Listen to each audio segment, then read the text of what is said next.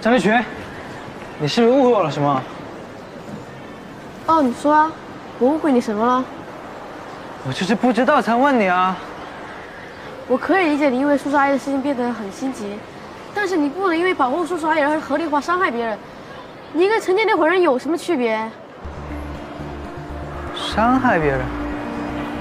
我伤害谁了？昨天在化学实验室的时候，你故意把小苏打换成了容易爆的面粉。什么？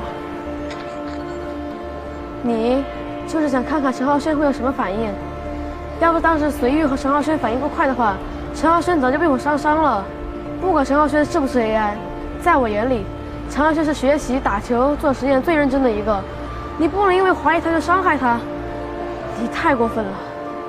张立群，你用你的常理想想看，我这学期化学跟他分一组，爆炸的面粉就在我手上。